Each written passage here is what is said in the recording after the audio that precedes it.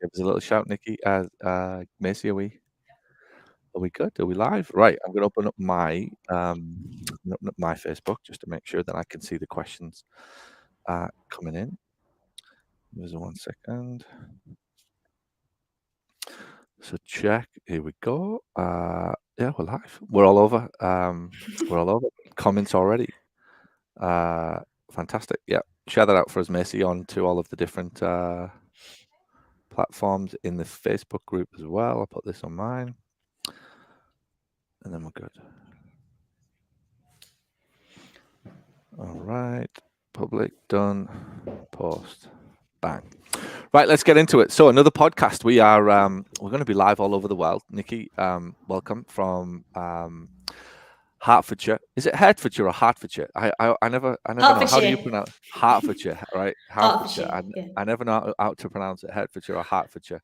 So we're live all over the world. We're going to be on Facebook Live. We're going to be on LinkedIn. We're going to be on we're on my phone. I can hear myself coming through my own phone. We're going to be on YouTube, and eventually this thing is going to make its way to a podcast. So we'll look out in the chat. Macy, just keep talking to me about any questions that you're seeing coming up into the chat. We're going to have a fantastic discussion with an amazing physio from the United Kingdom, a place that is, it seems a long way away right now, but it's still very close to my heart. And it seems that it's amazing now that I live in Florida, the appreciation I have for England when I come back. Not so much the weather, it's only the weather that I've never been able to get my head around, but I'm looking forward to coming back home in a few weeks. So Nicky, welcome. Welcome to the show. Thank you. Thanks for inviting me to be here. Yeah, no, it's great. I'm looking forward to the discussion. We'll have a good conversation. You've got some great things to share. I've obviously worked with you now for a few years, so it's nice to do these interviews with people I know, because obviously I can dig behind the scenes and I can ask some questions, and I can really ask the questions that people want to hear the answers to. I always put these things together with other people listening in mind, who are thinking that all of the challenges and all of the problems that they're going through are exclusive to them. And as you probably know, Nicky, these things happen to us all, and whether it's staffing issues, whether it's just cash flow issues, whether it's marketing issues, whether it's patient issues, whatever it is, time issues, recruitment issues. Right now, we're all going through the exact same thing. So it's lovely to share the share the insights, if you like, to give people some inspiration, some confidence. So, Nicky, we're going to have a good discussion, and really the focus is about obviously the journey that you have gone on to get from where you started all the way back at Teesside University. Was that right? Was indeed. Teesside University. Yeah. So we'll get into that. We'll get into that in a minute. Teesside is for those people listening globally. Teesside is about 15 minutes from where I'm from in Hartlepool. So I think I applied to Teesside. I think I did get accepted, and I chose Newcastle, which was the rival. It was a good choice to do my physics. I just couldn't face going to Middlesbrough every day. I mean, I'm not sure why anybody, they've sold you very well if you wanted to spend 3 years in Middlesbrough. I mean, it's like the only thing good about Middlesbrough is the road out of it or through it. Like that's kind of it, right? And forgive me for any Middlesbrough people listening to this, but yeah. So we'll have a good story about that in discussion as well. So Middlesbrough, Teesside, Hertfordshire. I can see the similarities between the two. I must say, I did go to Durham first. I spent 3 years you went to at Durham University first. Is that right? I did. Right. I did 3 years at Durham University first. What did you do at Durham University? So I studied sports science at Durham because I didn't know what I wanted to do with my life. So I just thought I'd go and play hockey for 3 years. So I chose a university with a good hockey team. Yeah. So I ended up in Durham for 3 years. Did you do the Durham campus or the Teesside campus in Durham? Both. It's mixed. I lived in the Teesside campus, but I spent half my time, well, probably more up on main campus because it was a split campus course. Yeah, I remember. I was probably in the exact. So I remember at Teesside, and that was the thing that put me off doing that course. Without getting sidetracked here, I remember thinking, because I was the same. I'm like, shall I be a PE teacher? Shall I be a sports journalist, or shall I be a physio? Right? And I'm 18 at this point, and I'm going, well, I quite fancy going to Durham because that's a cool city to live, and I quite fancy sports science, but I don't really want to live in Teesside. And that was the thing I think that put me off doing that. If course. You'd have gone, we'd have been in the same year group. If you'd have gone, do you know what I did? I did nothing. I did nothing. I stayed back. I stayed back a year. I worked for a year, and I went when I was 19 when I'd made my decision. It was the hardest year of my life because all my friends were going to university and they're all getting drunk every night on a Tuesday and a Wednesday, ringing me, and I was at my mum and dad's house and sort of living in my own, living in my mum and dad's house, if you like, while they're all calling me on a Tuesday night. In Clute, I remember Clute in Durham, the nightclub over there.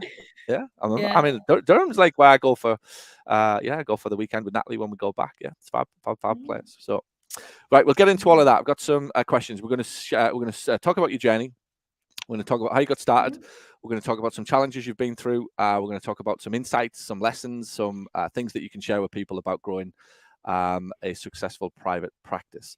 But first, right, and I didn't send you this, so Nicky, and everybody who comes onto the podcast always wants to know, what questions are you going to ask me, Paul? So I've sent the questions that Nicky knows I'm going to ask, but I haven't sent the questions that she doesn't know I'm going to ask. So we've introduced a new section, right? And you're the guinea pig for this, thanks. Nicky. But I know you've got the personality to pull this off. So we're calling it the rapid fire questions, and it's just a series of questions just to give the audience a little bit of an insight into who the real Nicky is. We know, and they're going to get to know Nicky, the physio, the owner of Chiltern Physio, and the expansion and everything that's happening in that business. But we're going to try and get behind the scenes as to who Nicky is. So what makes you laugh the most?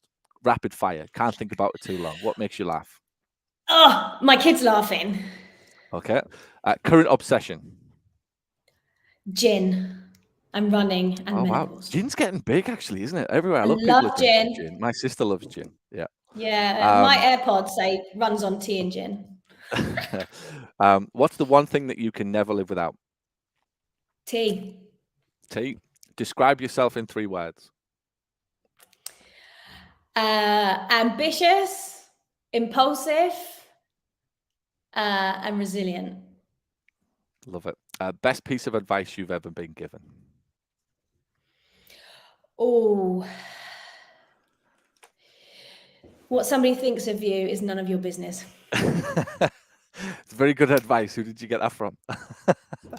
Annoyingly, you. Yeah, that's right. But it was good. It made me change completely the way I think about things. It's very true. What somebody thinks of me is none of my business. 80s music or 90s? 80s. It's funny. I have this argument on a weekend. Even though I live in obviously Orlando. Everything in my house is British, right? So I've got British TV, and I've got British radio. So I listen to Heart FM on digital player. Yeah. And me and Natalie often go back and forth over the 80s version of it or the 90s version, and 90s nearly always wins. 90s, just. 90s. Florida or California? Florida. Good answer. No tax, New closer York. to home. New York. Yeah, it's definitely cheaper. New York or London? Oh, New York. So I got engaged there. It's a good one. It's a good one. All right. Harry Potter or Mickey Mouse? Sorry, Harry Potter. I'm leaning towards Harry. Nah, I'll never give up my love affair with Mickey. Amazon online or a good old-fashioned shopping mall? Shopping mall. Go shopping or do marketing? Oh, I actually prefer the marketing. It pays for the shopping. I get better shopping if I do the marketing. There you go. Patient care or do your company's finances? Patient care. Hire or fire? Oh, hire. Do you prefer to hire? It's an interesting conversation, that one. Do people prefer? I've done a bit of firing and I hate it. I feel awful. It just, even though I know if it's the right decision, I feel awful doing it. All right, last couple. Attend a shoulder pain course for a weekend or a business finance course? Business finance course. And last one. Who is the politician that you would most like to slap? If there is one politician, I'm going to ask everybody this. If there's one politician on this planet you could slap with a wet fish, who would it be? Oh, Reese, what's his surname? Reese Boggs, whatever his name. That one that's laying down in Parliament. Ugh. Yeah. He annoys me more than Boris because he's just an arrogant. Yeah. I'm looking forward to asking this question to everybody to see what answer we get on the politician that you would like to slap the most. But anyway, right, that's the rapid fire questions over. So let's get into it. Tell us a little bit about your business and how you got started. Okay, so my business is growing. So it's set up as a physiotherapy and Pilates clinic, originally from a Pilates class. And I went into private practice because at the time, you know, my kind of goal was to provide the best patient care based on clinical need. That's what the NHS promises.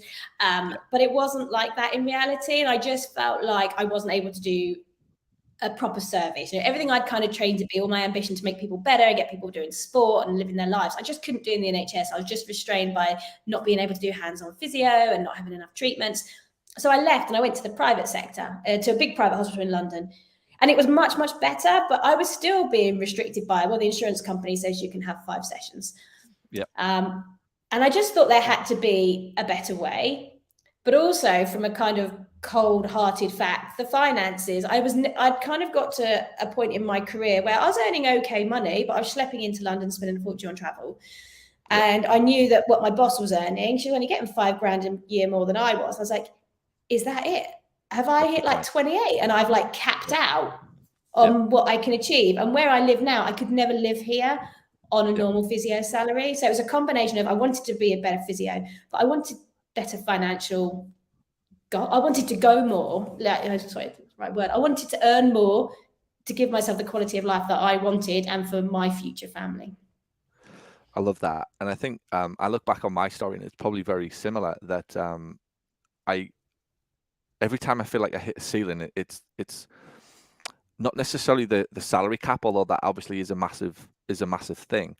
I would call it the aspiration cap, where I never wanted to be a that's it. I never want to be a I've cracked it. I've never wanted it to be like a you've reached the top. It's like I just almost don't want to get there, if you like, because I think it's a particularly, you know, you've got to be careful if you're right. You look at that situation, you think, well, you know, if it's 35 or 36, that's it. You've got your salary cap and you've got your promotion and you're the senior physio, you're running the department. It's like, well, what do I do for the next 25 years? Like, where's my aspiration to want to grow? And that I think if you haven't got it, it will show up at somewhere else in your life. You'll do silly things somewhere else in your life because you're not plugged into the thing that ultimately I think we all are as entrepreneurs, driven by a growth. We just want to see what's out there. So what does business look like today? So how long have you been in business now? And tell us all about your expansion recently and your gym and everything that you've got going on. Tell us a little bit more about that. Yeah, so it's just over 13 years since I quit my job, and we were mobile to start with, but we now have premises, which we have expanded in the last sort of 6 months. So we now have like sort of 5 treatment rooms. Still have the Pilates, that's another revenue stream. We've branched into the online world. We've got gait analysis, and we've just recently opened our new company, Renovate Wellness, which is currently just a bricks and mortar gym, but that is going to be online as well. So we've got our app, which should be live in the App Store in the next week or so. So sort of rapidly growing that as well, because we're changing the way we deliver services to sort of meet the way the world is changing. So that's kind of how we've grown, and it's been slow. It was a lot slower before I got into this world because I had no idea what I was doing. Like, no one teaches you how to run a business. It was literally, we were winging it for so long, and we were doing okay winging it. But now it's more structured. It's good as having that kind of sort of eye on the longer term goal and how we're going to get there. What are things that you are proud of, successes you've had recently? What have you done really well? It could be hiring, it could be scaling, it could be reduction in hours, it could be starting new services, getting your gym launched. What is the successes that you're really, really proud of recently? So big thing recently is kind of launching into the online world. That's what's really coming at the moment. So I spoke for the first time at a big conference back in January at the National Running Show, speaking about female specific training, how you can outrun the menopause. And I'm doing that again next weekend at the National Running Show again. And also really proud of our gym. It's different. It's more of a boutique gym. We're targeting the audience that wouldn't normally go to a gym. So we're opening it up to people that are kind of, our target is really kind of, so we say over 40, but if we look at who we've got as members at the moment is people 50, 60, 70. Our oldest member is in her 80s. It is so nice seeing an 80-year-old on a squat rack. And it's trying to educate people about how they can stay really fit and healthy. And like, oh yeah, if you pick up that kettlebell, that's like picking up a heavy shopping bag. And explain to people how keeping fit and active will give them the independence and give them the life that they desire. So that's what I'm really proud of at the moment, is getting those older people going. What was the inspiration behind that then? Why not just continue building and growing a physio practice? What was the reasoning behind wanting to open the gym? Because with the physio practice, you'd rehab people to a particular level, and we get lots of people of all ages, but again, a lot of people 40 plus, and you take away their pain, but then there wasn't sort of the next step. And lots of people were intimidated by the local leisure centre, or, you know, we've got some very lovely private gyms around us, but again, they're full of younger people. And one lady said to me, I hate it there because I like to exercise at 3:30 and you've got all the kids sat on the equipment on their phones and I can't get on it, and it's really intimidating. So that's why we wanted to provide a safe space where that age group of people felt really comfortable. We always have a fitness coach in there, so there's always someone to talk to. We don't play banging house music. A lot of the time, actually, it's 80s pop.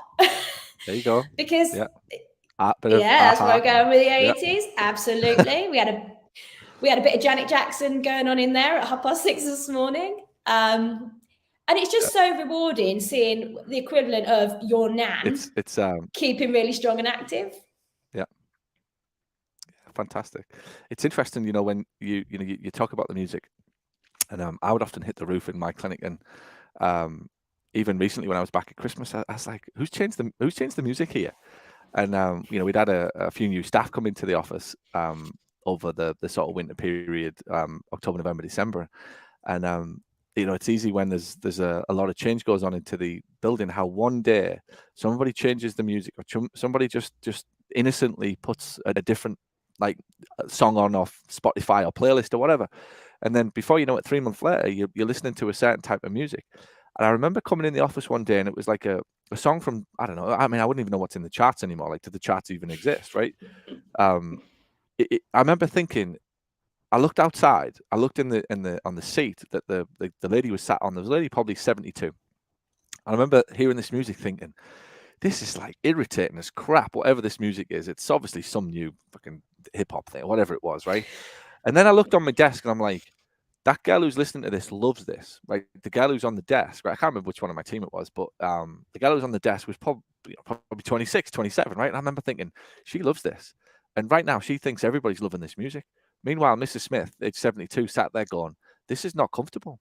Like, I don't listen to this type of music, right? I don't go to places that listen to this stuff. So I remember pulling Kayla, and I said, look, like, you have to be careful here because, you know, and it was all nice. It was all fun. And I was just like, you have to be really careful because, like, that's comfortable for you and probably, you know, possibly for some people in this building, but not for the people that pay our bills. Like the music makes them feel a certain way, and the patient right down to the, you know, you put a song on from whatever, and it makes them feel uncomfortable. It makes them think this isn't a place that I should be at.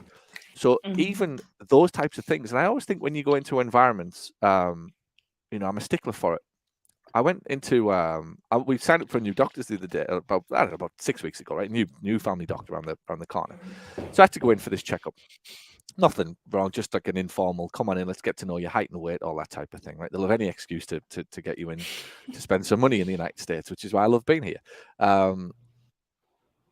The seat I sat in, there's 3 TVs in the office, 3 TVs in the waiting room. Every one of them had news on it. Every single one of them had news on it, right? And obviously, there's never any good news. It was the war, and it was inflation, and this, that, and the other. And I thought, my God, nobody gets this. People are not normally sat in a doctor's office feeling good about themselves, right? They're there for a reason because they're feeling like crap. They're ill. They've got bad news coming, or they're hoping not to get bad news. To have like bombs going off on TV, and to have like a president announcing that the inflation is going to be 11% and whatever else. They just don't get it. Like, they're just doing the thing that everybody else does, rather than going, let's put some fun on, let's put Friends on, or let's put something like a comedy on, or let's put something that makes people feel good about themselves. Let's get the music right. That type of thing makes such a difference to people, and this goes back to marketing, to people who arrive in your office thinking, I'm in the right place here. These people get me. This place is different.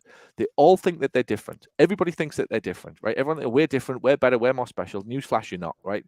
How you think about the customer, and then ultimately how that customer thinks about how you think about them, is what makes you different. That's it. Right down to 3 o'clock or between 3 and 5. This is the age group. This is the music. This is no phone zone between 3 and 5, whatever it is, right? You don't have to agree with it, but like sometimes that's what people really, really want. And then when you provide that type of thing, they go, actually, hang on, I love this place. Nicky gets me. I'm coming back, and you know what? I'm dragging 3 of my friends with me. This place is for us. They play our music. Like, they do our stuff. Like, they have fun like us. They talk about things that are relevant to us, not relevant to the guy on the front desk or the PT doing the delivery of service, or the physio, if you like. So another question: what challenges? Let's get into stepping back. And you just put that light on for us there, Macy. It's just gone off. We'll have to keep that one on. The holy grail for everybody in a physio business is to start the thing. That's well done, congratulations. Then it's to get some patients. Again, well done, congratulations. Get some revenue coming into the business. Like, obviously, I know what you're doing right now, and yours is a sales and marketing machine. There's no issues at all with patients coming through the doors and revenue coming into the business. I guess the fountain of youth that we're all chasing, Indiana Jones style, is how do we make some money without having to be there every day? So what have you run into? What challenges have you run into as you look to be less involved with the day-to-day of the business? Okay. I think part of the problem is when you're trying to step back, patients love you. So especially we're in a small community, like everyone knows everyone. Everyone wants to see me, and they'll go out and you treat somebody, you do a great job, and they'll tell their friend, you have to go and see Nicky. And I'm like, but I've got a really good team. So it's trying to encourage people to other physios. And it was really, really tricky. And kind of I had a few accidents in a row where I couldn't physically treat, dislocated my AC joint. It was impossible for me to treat. So people had to see someone else. Yeah. And that was always a blessing in disguise, because then other people started falling in love with my other physios. But that was really, really hard. So what I tried to do is, if someone said, oh, I really want to see Nicky, I'd be like, well, what's your problem? And they'd say, for example, oh, I've got a bit of a shoulder issue. I'm like, oh, do you know what? Actually, you want to go and see Herb. He is the shoulder genius. He's much better than me. You want to go and see him. He can help you out with that. And it was trying to explain to people how amazing my staff were. And I'd get them falling in love with the staff, which is brilliant until your staff leave. And then you need to get them to fall in love with somebody else. But it's trying to explain to people that, if somebody wasn't a very good physio, I wouldn't have them in my clinic.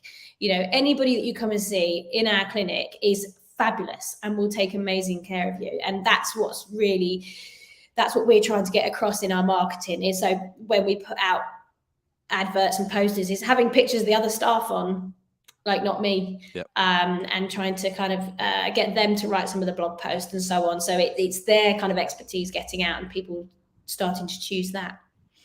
How would you sum that up? What do you think is the ultimate block between somebody running a business? We've all got our names above the door. We've all got a reputation. The reputation is what gets us going, but it's also what gets us stuck, is what I always say. What do you think is the ultimate? If you had one button to push, what would it be that really gets in the way of somebody stepping back from patient care? I think for a lot of people it's that pat on the back that you get for fixing someone. It's that ego, isn't it? I fixed you. I'm and it's having that ability to go to look at your success in a different way. So rather than seeing your success of I fixed Mrs. Smith, it's I provided this great clinic that has fixed 100 Mrs. Smiths. And I've employed 10 members of staff that can now all pay their rent and their mortgage and put food on the table, and see that as your success, not fixing Mrs. Smith's back pain. Yeah, I love it. And I wholeheartedly believe that it is the gratification that therapists get. There's definitely a lot of, I want to serve and I want to help and I want to do good things. And in the end, it's a story that people tell themselves that only they can do what they do, right? Which is very, very true. But I love your story, and it's funny, through COVID, I would often say to people that really, if you're looking to step back from patient care, now's the golden goose. Now they've just given you an opportunity to do it, because if you had COVID or long COVID and you couldn't come into that office for 6 weeks or 8 weeks, like the business would just go on. Like people would just start seeing other patients, that start seeing other people. And really, when you think about it practically, they do see your other therapists. It's the story that the person tells themselves. But then I think about that and I think, yeah, that might be true, Paul. But why is that ego in play? Because the ego is fear and doubt. It's probably more doubt than fear. I would say it's doubt. Fear we all live with, and fear is just something that creeps in every single day. But doubt is when I don't think I can cope with the consequence of my decision. That's where I'm confused. Fear is like, oh, I'm going on a ride and it's whatever. This might happen. It's like whatever, right? We all get fear every day, and you're never ever ever not going to live with fear. To think that you can be fearless is just bollocks. It's just a load of crap. But what really stifles people that they get confused with is doubt. And what I watch with physios is they doubt themselves that they can deal with the consequence of a patient who might not come back. They can't deal with the consequence of a bad review. They can't deal with the consequence of some revenue shot that week or that month. And when you track that all the way, I have to take this back to the reason that doubt exists is because of a lack of understanding of how to run a business. When you're trying to run a business that you don't know how to run, you're running it from fear and doubt. And if I don't have business skills, if I don't know how to recruit, if I don't know how to manage client expectations, I don't know how to manage my cash flow, if I don't know how to market to replace the customers I've lost, I will spend my life in fear or with fear, straddled and stuck by doubt, held back by doubt. And I'll keep telling myself it's because I want to treat patients. Yet I go home and tell my husband or wife that I'd love to spend more time with the kids. So right there in the middle, or I go home and my hands are hurting. It was my hands. I remember thinking, I'm fucking done with this. I'm not getting to, like, I'm 40 now and I made the decision 10 years to do it. Like my fingers are still out of shape. I only really did, 6 or 7 years of hands-on physio. But if I'd have done that for another 10 years, I dread to think what my fingers or my hands or my back would have looked like. So for me, the hypothetical story of if I'm injured, I can't treat them. What would I do? And I remember going through this in my head thinking, what if I couldn't? What if these hands? What if my wrist? What if this? What if I broke my arm? Well, I'd have to run a business. I'd still run the business. Somebody else would have to do it. And then I remember thinking, well, if that's what I'd do if I was injured or ill, why don't I just do that? And then it was, well, you can't because you don't know how to do it. It's like, okay, well, what do I need to do to learn how to do it? Well, I need to go to masterminds. I need to read business books. I need to learn marketing. I need to learn hiring or recruitment or finance. And I need to give myself the confidence to run a business that only comes from education. And I think that's where a lot of, it's not just physio, it's generally business owners, they get into this story and they get into this stuck story that is, I'm the only one. I'm the only person that can. And I'll just have to do this for the next 30 years. And in the end, it's torturous. It's complete. First of all, it's complete BS, but it's it's torturous. So I love that. The hypothetical, if I was ill, what would happen? Well, 6 people would or 3 physios would come in and do my do my job. Let's move on to leadership. What have you had to do to develop or reinvent your leadership style as your company has grown? Tell me about leadership. What have you learned? What have you had to do over the last few years to evolve? Gosh, it's been a journey, because if I look back to when I first started having people working with me, they were people that I would know, and you get a little bit too friendly, and there wasn't that level of respect that I was kind of the boss and the owner, and I was a little bit of a doormat, if I'm honest. If I kind of look back to the very beginning, I didn't like having like difficult conversations. Like I didn't even like the little things like pulling up people and was that sorry? And I thought I'd lost you there. The Wi-Fi just cut off for a few seconds. Oh, sorry. Okay. Yes, I didn't like difficult conversations. I was worried about offending people. So I had to kind of like educate myself on leadership, because it's not something that you're born with, and how to manage people. So I got into listening to podcasts and reading books and going to seminars and just trying to kind of get a bigger picture about things that are going on, and learning from other people that are good leaders, because there are some awful leaders and dictators out there. but also from my own experience of when I've worked for other people, how they've treated me and how I've promised myself I would never be. But yes, definitely and speaking to other people about how they manage team members, the good, the bad, and the ugly, because that all comes with trying to be a leader and running a company. So yeah, definitely, educating myself really about how to do it. Who do you admire? Which leaders do you admire the most? Oh gosh, that's really tricky. When I'm kind of looking at who would I want to learn from, I kind of look at who has been really successful in kind of where I would like to go. So if I'm looking in current recent history, I don't know if he's very well known in the US, but in the UK, Stephen Bartlett. He is his podcast is out, and he's on Dragon's Den, youngest ever dragon in Dragon's Den, which is like your Shark Tank in the US. Yeah. And he was just entrepreneurial, like school dropout, bright, very clever chap. Yeah.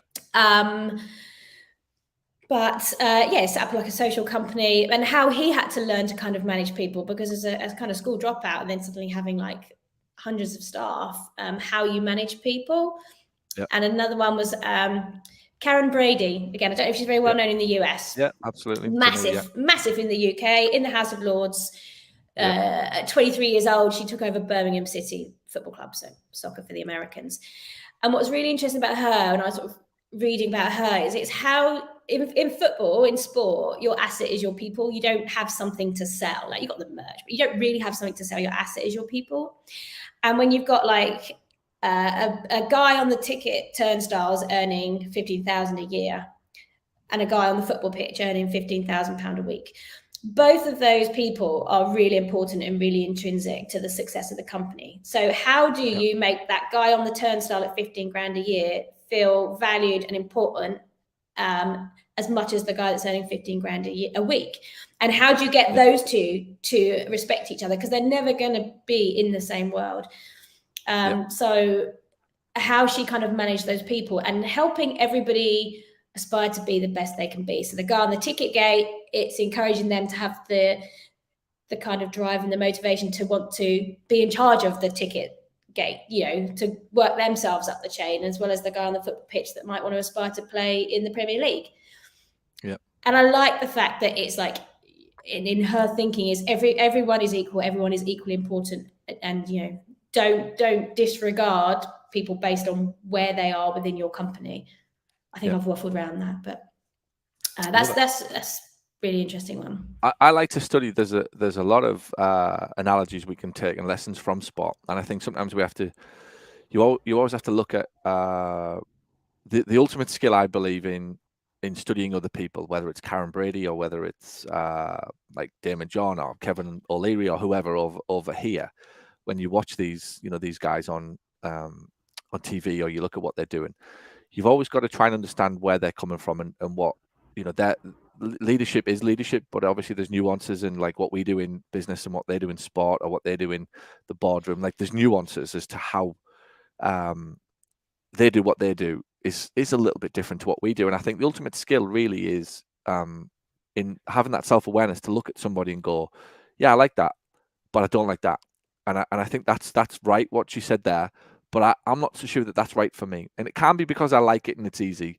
But there's definitely this sort of critical analysis. And that's what I love about studying people. The critical analysis that takes place that says, that's relevant to me, and that bit isn't. That part there, I can bring that to my life. Right now, I'm loving the soccer. And I'm watching. There's two things I'm engrossed in right now. I've started watching the Last Dance again, the thing on Netflix about Michael Jordan. Primarily because my kids are getting into one of them loves MJ and one of them loves LeBron, and it's fantastic in the house now. They're playing basketball every morning before school and stuff. Harry's moving towards football again, which is quite fun as well. So I'm watching a lot of football with Harry, and I'm watching a lot of basketball as well. And I'm kind of studying both Kobe and MJ, right? And although they're not sort of business leaders, if you like, they're obviously leadership traits and skills, and there's lots to be learned there about how they acted and how they behaved, and their tenacity and their will and their just commitment, and all of the things that I think are what are required to be a good leader. Because I believe ultimately the best way to be a best leader is to lead yourself. When all is said and done, I think people struggle with leadership because they can't lead themselves. They can't do their own thing. They can't commit to the things that they expect other people to do. They just don't have any belief in themselves, and therefore it's very difficult to have belief in other people that they can do a job. They're frightened. They don't give people opportunities. They don't kind of chuck people in at the deep end, as I always say, and just go get crack on. I believe in you. I believe in you because I believe in myself to pick up the pieces if you get it wrong.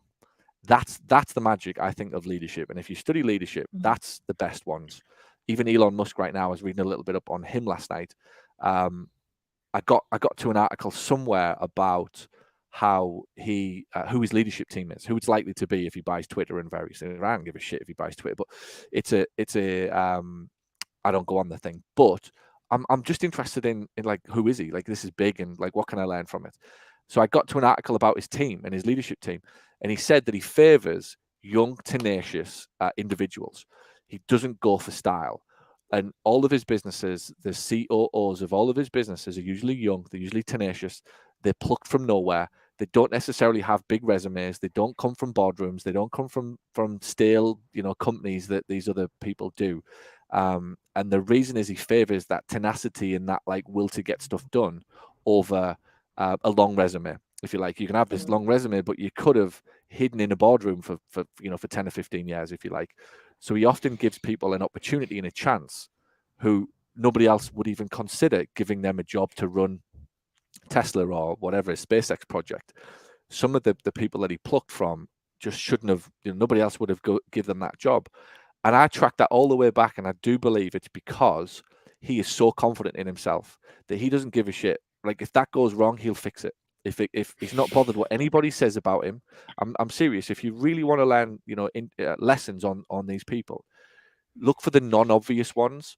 And that's what I'm starting to watch, that these people are so comfortable in themselves. He doesn't care. Like, he doesn't care what you think. He's not bothered what you say about him. He's not bothered if he loses $1 billion. Like, it just doesn't matter to him, because he's got so much belief in who he is, and therefore he can make really, really good leadership decisions to recruit people that he can take a punt on. That if he gets it wrong, it doesn't matter, but if he gets it right, it'll be spectacularly right. So as I'm kind of watching all these things, and the other one is in soccer.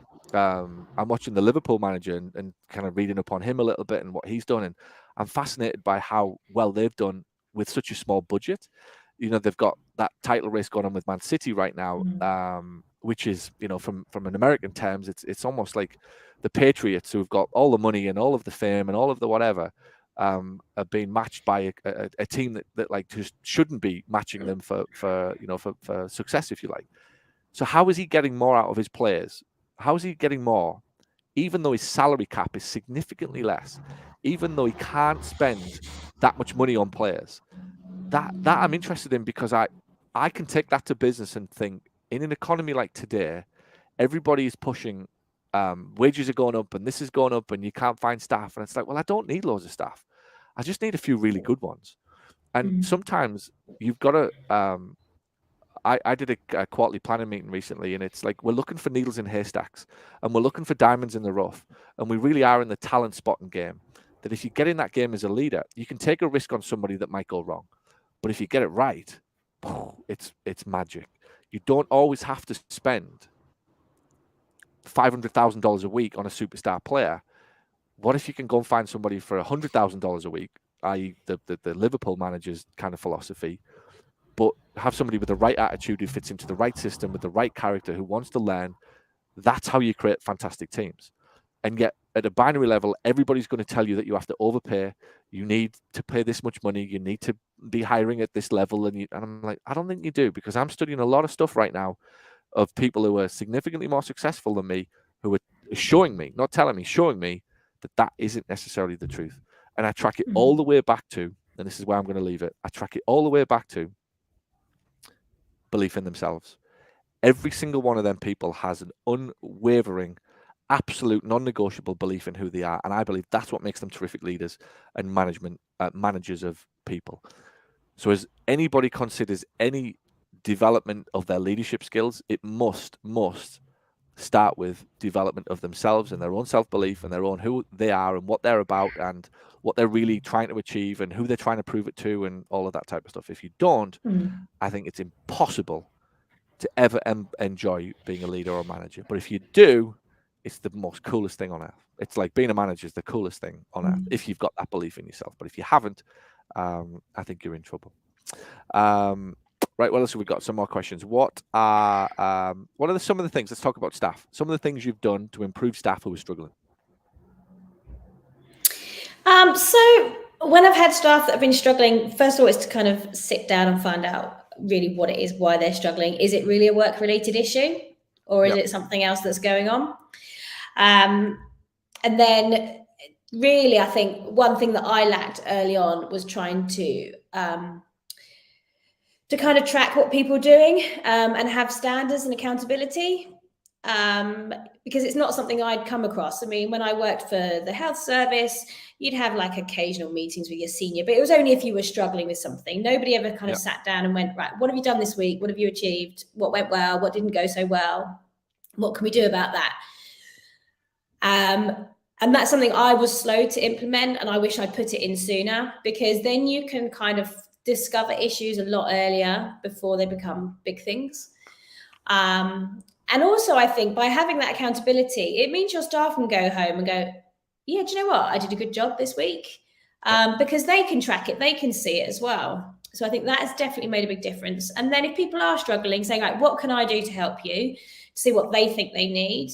And then I can go, okay, yeah, I agree with X or Y, or I don't agree with X or Y, but I also think this might help you. And really kind of listening to people and finding out kind of where they want to go, because I think so many physios, or not just physios, but any member of staff has been kind of stifled in a big organization where there isn't always opportunity to grow, or not where you want to go. Whereas I say to my team, what is it you're passionate about? What is it you're interested in? What can we do to kind of make you a better person? And I'm under no illusion that anybody's going to be with me for any long period of time. What I want people to do is come into my world, grow, learn from me, take what they can, and then take everything they've learned and use that to take on their next opportunity. Whereas historically, I'd be offended if someone left. I'm like, what have I done wrong? Yep. Whereas now I'm like, do you know what? If they've outgrown me, fab, I've done a good job. Yep. I love it. And again, I think as you develop that resilience for people leaving you, I watch and obviously, work with businesses all over the world. And it's one of the first things that I realized, that people take it really personally when somebody leaves. And again, that's why. Why would you take it personally, right? It's got nothing to do with you. It's like it's their thing. They feel like they need to move on, or they've got some issue in their life, or there just is an itch they need to scratch, or whatever it is. But it really isn't that much to do with you. Now, if they keep leaving you after a week, then you're in trouble, right? But if you get 2 or 3 years, somebody comes in and does a really good job for you, even 18 months in this market, in this day and age, somebody comes in, fantastic. And I always just think, if that person leaves my world a better person, in every aspect, they're more confident, they've learned something, they've just enjoyed being around you, they've improved their skills, both practically in the office and at home. I think that's a fantastic reason. It's a credit to you, and it's a fantastic thing that's often overlooked in small business that employers can do for people. But it's not to take it personally. We've paid them on the 28th of every month, but they've showed up every day to do a good job. So it's been a fair agreement. It's been a fair arrangement. There shouldn't be any, I did this for you or you did that for me. It's like, it's just a fair agreement. And I think if people leave you and you are taking it personally, it goes back to what we were just talking about leadership, that it's a lack of just understanding who you are and what this business thing is about. Take it back to football, managers. Every 2 or 3 years, the contract's up, they'll move on. Like a lot of players do that. No, everything goes on. It's because the business owner gets a fixed view of, I've got somebody, that's it. I don't have to recruit anymore, and they'll be here forever. And that's it. I never have to train them again, and I never have to show them the manual again, and I don't have to do this. And it's like, no, that's going to be your job forever and a day. And that's totally cool. And I absolutely agree with the accountability thing. Ultimately, I think people leave for two reasons. It's been my experience, and Anybody can shoot me down. I've run a business for 15 years. I've employed over 100 staff, 2 different countries, 4 different fields. It's been my experience that normally people leave because of an issue at home. Like there's just something not right in a relationship, in their life, in their house, in their just personal life, in their whatever. They need more. They need more from it, and then ultimately that brings itself to work. They'll just, something's not right, and it's the easiest solution is just to say I'm not happy in my job, and I need this or I need the other, and if I don't get it, I'm going to leave. And then if they're not careful, it's like every 2 years they'll do the same in the next job, and they're just perennially hopping around. And that's not being disrespectful. I'm just like, that's the observation that I've seen. Now, of course, there's 2 out of 10 where it's like a genuine issue in the office and it just isn't what they wanted and things have changed and so on and so forth. But I would say 8 out of 10 times there's an itch. They're not comfortable. They're not happy. There's something not right. And the easiest thing at the point is I'm not happy with my job. If I had more money, I'd be happier. So I'll look for a $5,000 pay rise. But then I'll drive an hour every day to go and get that $5,000 pay rise, and I'll pay extra gas costs. And in the end, I'm getting $2,000 more. But yeah, I get it. I get it. $160, dollars, pounds a month. But I've been sat in a car for an hour in the morning, and I've been sat in a car for an hour in the night. So when I work all of that out, I'm actually earning less money than the minimum wage that I've given me. So it's like, but my quality of life has gone down. But it was all in pursuit of a scratch that I didn't know where it was coming from, and I needed to itch it. So I rather than going, actually, let me get my head down in this job, work out what I need to do to be successful, follow my scorecard, love accountability, embrace it, get better at what I do, and see what happens. There's a lot of people out there who are doing that, and I'm very lucky to have many of them. I've got 40 people right now. There's many of them loving that level.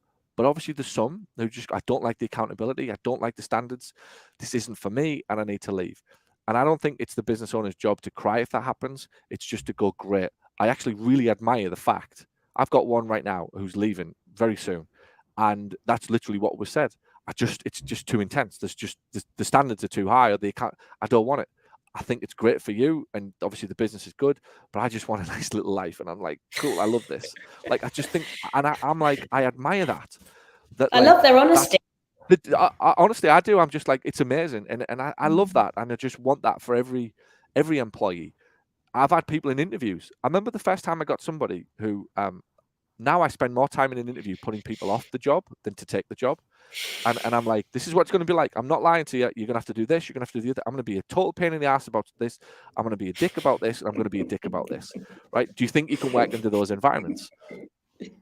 I had one guy who 24 hours later went, I've thought about it. I don't think I'm capable of doing what you have done. One person on my team saw that and went, can you believe what he's put? I went, whoever he is, he needs a gold medal. Like, he's an absolute, he's going to be very happy in his life. That's what I said. That guy's going to be so happy in his life because he knows what he's capable of and what he isn't, rather than the usual bullshit of, yeah, I'll do it, right? And then like weeks later going, oh, I don't like this.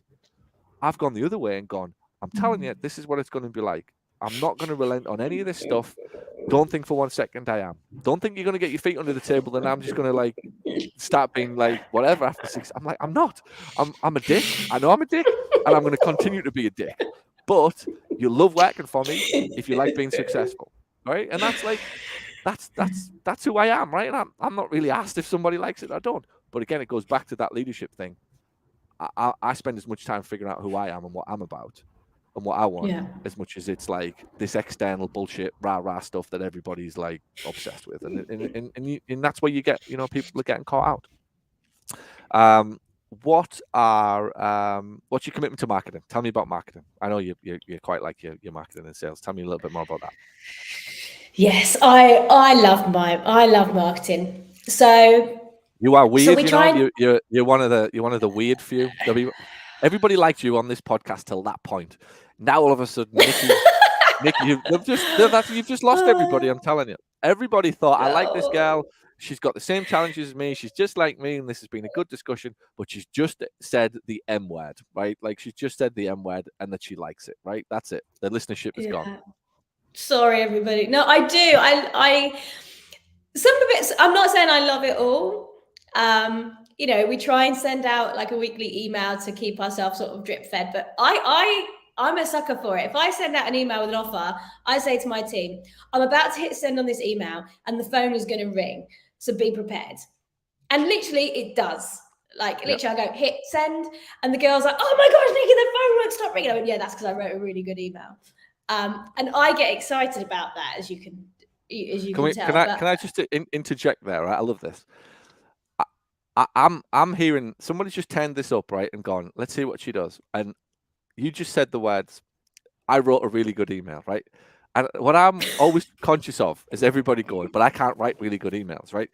So I would like you to just say, I wrote an email and send it. That's it, right? Can we just, it's like looking for tradesmen. I don't want good trade. Like, I can't find good trade. Just get me a tradesman at this point in my life, right? I've stopped asking for good plumbers. Can you just get me a plumber? Because in this day and age, like, just getting one is good. And I think the same principle applies to business owners. You don't have to write a good email. Just write an email and send it. Like, that's it. Like, because most of the time, the devil is in just bloody sending the thing, reminding the person. Well, maybe it's just my ego thinking it's good. It might just be. It might just be my big head. Good. I would just say it had an offer in it, and I made it, and I put an offer in. There you go. Exactly. And I made it time sensitive. The first 5 people that phone me, that open this email, that phone me, will get it half price. There you go. But, that makes them pick up the phone. They call and they ring. There you go. Basic principles. Absolutely. And we do give those genuine offers, as in those first 5 people will get it. And then if anyone else phones, we're like, well, the offer's gone, but you could have it for X. So try and do a regular email. That definitely makes a big difference. Trying to run like a monthly, like a topic. So we'll pick a topic. So we'll have like a back pain month. It doesn't, if we can relate it to something that's topical, like in the news, like, so when Wimbledon, the big tennis comes around, we'll do something around I've got tennis. Tickets to share. I've got sorry to interrupt. I cannot wait. It's like, if Natalie's poorly, I'm coming. I cannot wait. I'm not even going to tell you what court it's on either. You're on centre court. Cannot wait. I'm not allowed. I'm not saying. I'm not saying. Are you getting hospitality as well? I'm not saying anything. I might be sat next to David Beckham or the Queen. I don't know, but I'm going to be close to them on Saturday. Can I just say first dibs? If Natalie's poorly, I'm coming.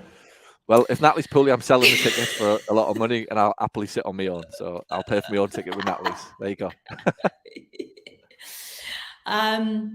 I've lost train of thought now. Oh yeah, so if there's something topical, in fact, let me not go off on one. Do you know what my weekend's going to look like after the mastermind in London?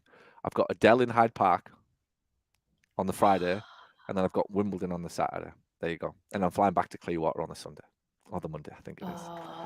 That's my highlight. That's highlight of my summer. Just before mastermind, I'm going to see Ed Sheeran. Again, great minds. We've got it for the Friday the 4th, is it? 3rd? He's in Sunderland. So I'm going to see him on the Friday, the Jubilee. Whatever the weekend of the Jubilee is, I'm going to see Ed Sheeran that weekend. Yeah. Concerts. I'm catching up on 2 years of stuff that we couldn't do. So, anyway, what we talked about? How did we get on to tennis? Right, back to tennis and your marketing promotion. Yeah. Yeah. So if there's something topical going on, we'll go with that. The key is consistency. It's just generally generating something all the time. So we're trying to do more on social media. So it has been me, because I'm one of those horrible people that likes marketing, but I do need a marketing assistant to get more consistency in the online world, because that's the way we're going. But just getting something out there, even if it's like a little snippet, really makes a difference. We use local magazines and trying to talk to our target audience. I think that's the way we're kind of going. So instead of just we do physiotherapy, sports massage, gym, Pilates. The last month I wrote an article about big red letters, are you aged over 50? ?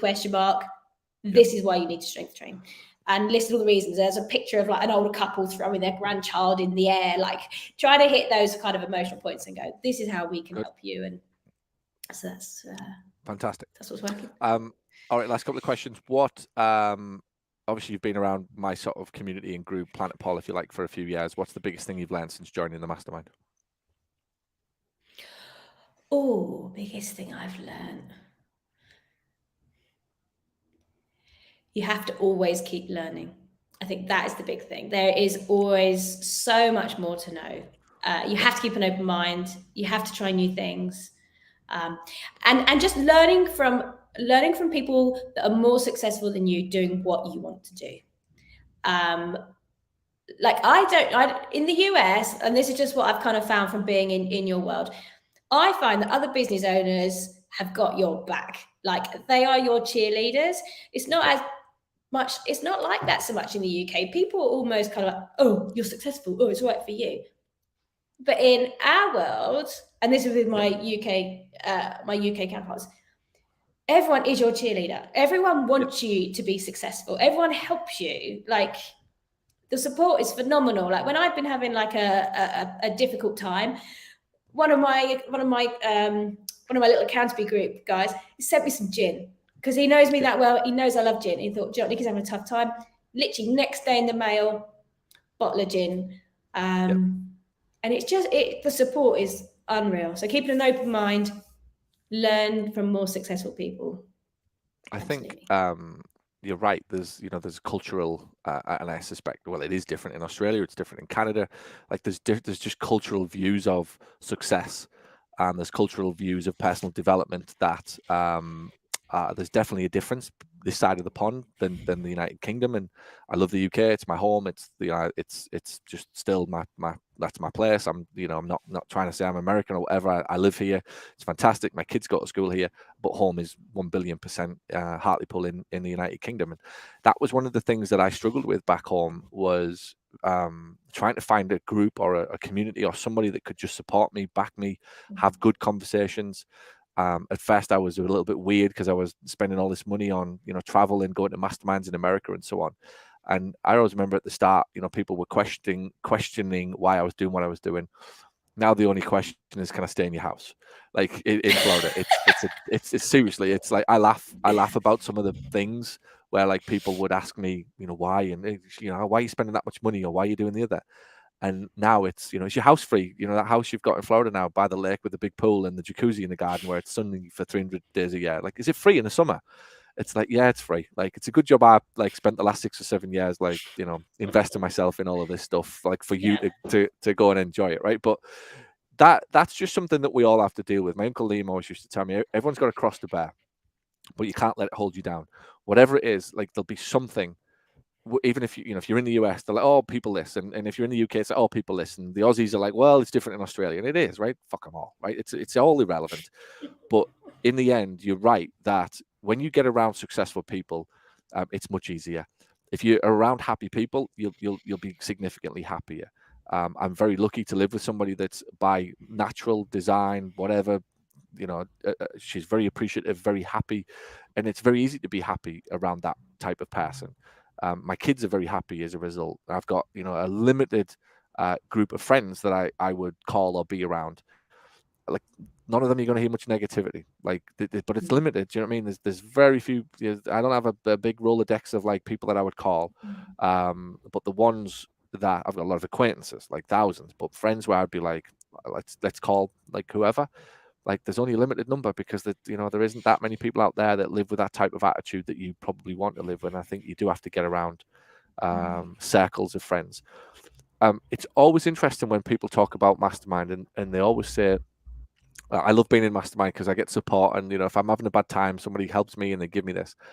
I love being part of a mastermind. You want to know why? I love being around groups, and I've got friends of like, now, even when I've been in masterminds 5 or 6 years ago, that I'm still in WhatsApp groups with, or, like, I can call whenever I want, or just whoever. Sometimes you just need somebody to celebrate with, and like, it's very easy to think that it's just when the shit hits the fan. I've been turned onto a world where, actually, as much as anything as a business owner, you just need somebody to ring up and go, you will not believe what I did this week. I made this much money, or I bought this house, or I did this thing, or I fucking nailed this thing. I pulled this thing off. How the hell I did it, I don't know. And for that person just to go, fucking well done. Like, that is absolutely amazing. Not to question it, not to go, you're lucky, or not to say whatever, just go, fucking well done. You absolutely nailed it. You deserve that. Are you going to ring me next week with some more good news? Well, I can if you want. Right, great. Have you got any for me? Oh, yeah, well, I just published a new book this week. Oh, wow, tell me about that. What else? Oh, well, I sold my company for 20 million. Oh, that's cool. Anything else? Like, I've literally got, like, that type of friend group now where it's just, and it's all from these types of masterminds where you should be just brag the crap out of it, like with each other, that you did something. That look at this week. This is my sales total. Or look at this. I've added this to my thing. Or I did this for my house. Or I did this for the business. Or look at this holiday I'm taking my kids on. Check this room out. Like I'm still in that phase where I'm like a giddy kid. Like I go to a hotel and yeah, we get nice hotel rooms and stuff now. It's like, but like look at this. Look at the view. Or look at the other. And it's like, well, I can't post that on Facebook, right? I wouldn't, I don't really do that sort of thing anyway. I'm not really bothered, right?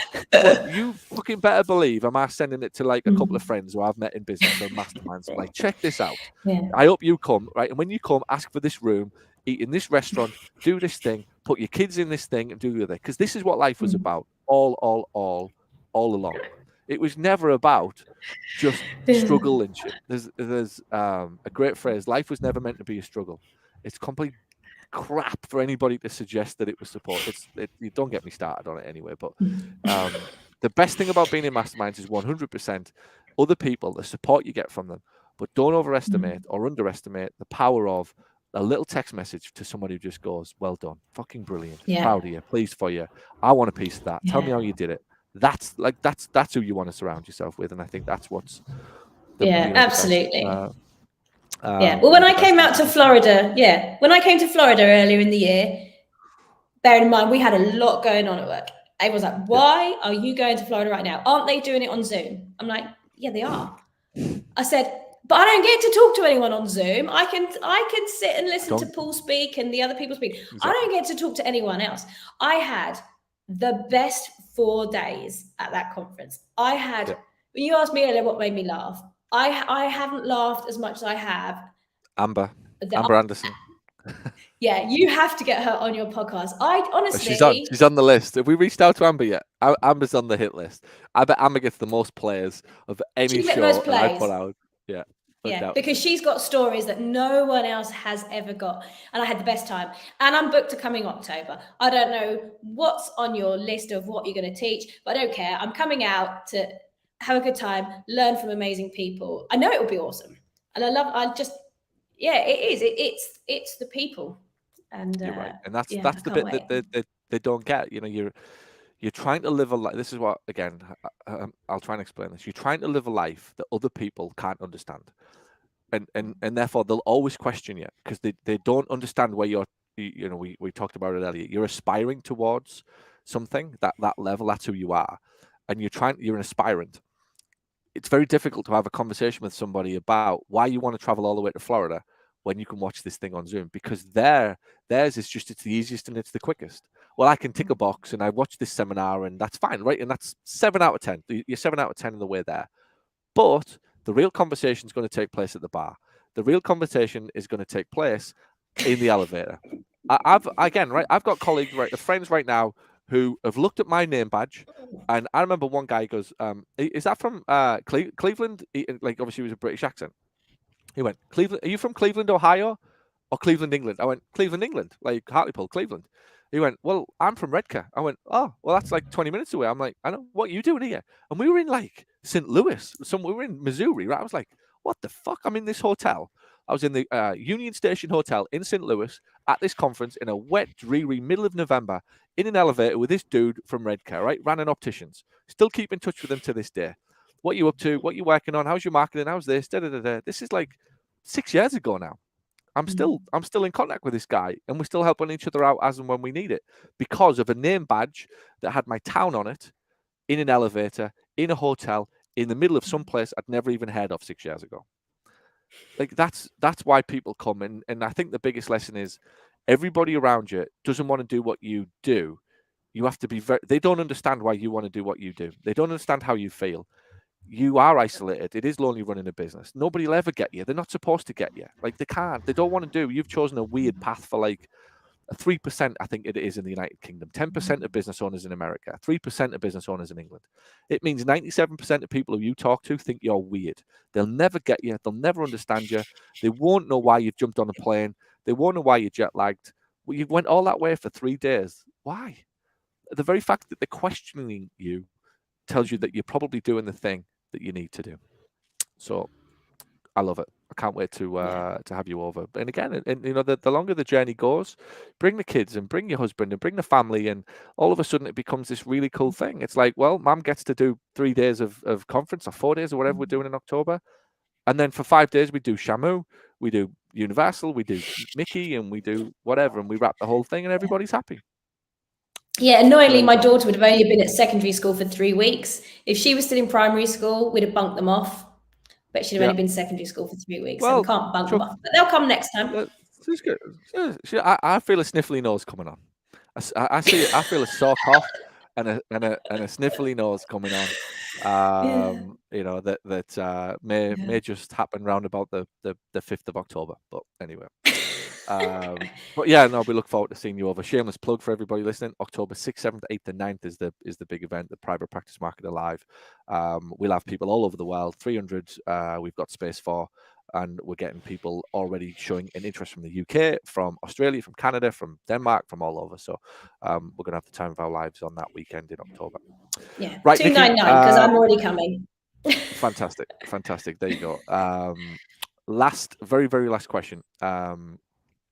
Knowing what you know now about business, what would you do sooner or differently? I would get into, and this is not to plug you, Paul, I would get into a mastermind group much sooner. I have wasted so much time winging it. I have made more progress in the last 3 years than I made in the first 10. And most of it, I'd say, is around mindset and around systems as well. I had no systems, and managing people. And you know, there was always that kind of fear of, I can't afford to hire someone. That really held me back. I didn't even have a receptionist in my first 10 years, which was ridiculous. But then when you sit down and someone logically says to you, you miss one phone call and your average patient spend is £500, 2 missed phone calls, you pay for your receptionist. Can you get that? And I'm like, I didn't think like that, because I didn't have that knowledge. So I would say, get business skills as soon as possible, and surround yourself with amazing people that have got your back. I love it. It's true. It's people, they don't know what they don't know. Their ignorance is not bliss. I always say this. You're running a beast. Like, this business will it'll kick you on the floor when you've got no teeth left every single fucking day if you're not careful. And it will run you into the ground. And I think if anybody's made a decision to run a business, to open up a practice, to have a LLC or a limited company or a sole tradership, whatever it is, if you've made that decision, you must show it some respect. It is an absolute beast that will wipe the floor with you, and it'll have you spending 30 or 40 years of living an unpredictable, volatile, just wildly unpredictable, chaotic life, always thinking that tomorrow will be better. It has a wonderful way of always telling you, oh, it'll be all right. Just work harder, Nicky, work harder. Well, Paul, I'm at 17 hours a week now, 17 hours a day now. I'm like, it's actually getting worse. Well, of course it is, because you're making stupid decisions because you're tired. One of them is you don't even realize how many times the phone is ringing, or you haven't got time to listen to the girl who's answering the phone, who's costing you about fucking 50 grand a year right now. Like, can we start thinking about the skills that you need to run this business? It's basics. But again, sadly, a lot of people choose to spend their whole life fighting the idea that you do need business skills, and their ego kicks in that they need, if I have a good reputation, everything will be fine. But that's it. We are the I think we are the initiated, the indoctrinated, if you like, into the world. All we can do is again, I genuinely put these podcasts out to help people understand and inspire them, that they get an insight into what is going on in other people's heads and lives, so that they can look at that and think, you know what, I'm the same. I'm stuck right now. I'm doing this on my own. I'm trying to make this up, and I'm getting things wrong, and this is costing me money. Is it easier just to find a community and get part of, and siphon some knowledge and some information from people to help me? If I'm going to do it, I might as well try and do it right first time. It takes the same energy to do it right as to do it wrong. So, like, why not? Yeah. Opening up a second business has been a piece of cake, because it's the same thing. It's business skills. It's a different business, but I have the skill set and the mindset that I didn't have. So my new business will take off far quicker, be far more successful than my first one. Fantastic. If nothing else, even if it, whatever happens, I always think it's the fear and the doubt that you don't have to live with because you've got skills, because you know how to run the beast. You know what's coming. You know who's going to quit. You know when the money's going to run out. You know what offer's going to work. If you have that, you have confidence. And even if it didn't, shit still hits the fan, but you don't take it home and you're not consumed by it. And I think that's the number one reason to learn how to run a business. If you're going to have a business, learn how to run it for the sake of yourself, your family, your confidence, your enjoying of your weekends, not going on a Monday thinking, oh God, here we go again. He's the roller coaster. Why would you spend your whole life like that? I don't know, but it just seems that a lot of people do. Fantastic. Nicky, where can people find out? Can they follow you? I know you're very active social. What's your social handles? What's your best way for people to track what you're up to? Best way to get me is I'm on Instagram at Nicky Edwards Physio, and also at Outrun the Menopause. I'm on Facebook, Nicky Edwards Physio as well. So they're the best places to get me personally. Fantastic. Brilliant. All right, check it out. Check out Nicky. She does some great stuff on the internet, on social media. Check out what she's up to, and definitely track her Outrun the Menopause. Apparently this week she's been told it's got legs. She's been told by a senior advisor in the UK that this thing's got legs. I genuinely believe it has. So check out what she's up to with all of these things that she's got going on. I'm sure you will be inspired. And she's very open, very helpful as well. So reach out if you need anything. I'm sure she'll help you. Nicky, thank you. You're a star. Amazing interview. Well done. Thank you. And I'll see you soon. Paul. Take care. See you soon. Pleasure. Okay. Bye-bye. Bye. Bye.